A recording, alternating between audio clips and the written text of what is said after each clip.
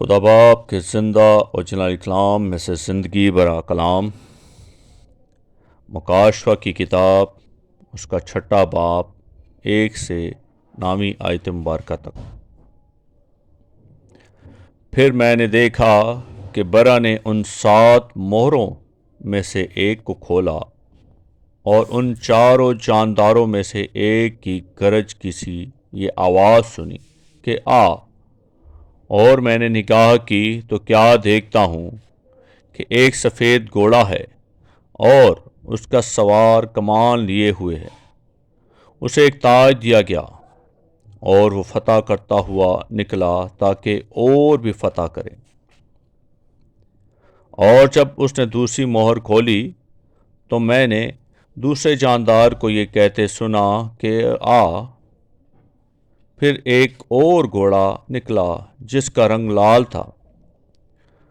اس کے سوار کو یہ اختیار دیا گیا کہ زمین پر سے صلہ اٹھا لے، تاکہ لوگ ایک دوسرے کو قتل کریں، اور اسے ایک بڑی تلوار دی گئی۔ اور جب اس نے تیسری مہر کھولی تو میں نے تیسرے جاندار کو یہ کہتے سنا کہ آ۔ اور میں نے نگاہ کی تو کیا دیکھتا ہوں، ایک کالا گھوڑا ہے، اور اس کے سوار کے ہاتھ میں ایک ترازو ہے۔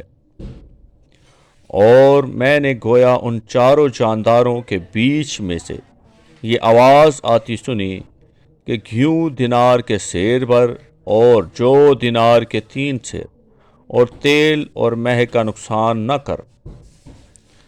اور جب اس نے چوتھی مہر کھولی تو میں نے چوتھے جاندار کو یہ کہتے سنا کہ آ۔ اور میں نے نگاہ کی تو کیا دیکھتا ہوں کہ ایک زرد سا گھوڑا ہے، اور اس کے سوار کا نام موت ہے، اور عالم ارواح اس کے پیچھے پیچھے ہے۔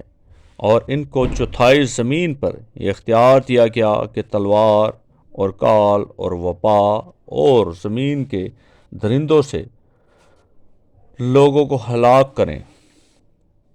اور جب اس نے 5ویں مہر کھولی تو میں نے قربان گاہ کے نیچے ان کی روحیں دیکھیں جو خدا کے کلام کے سبب سے اور گواہی پر قائم رہنے کے باعث مارے گئے تھے۔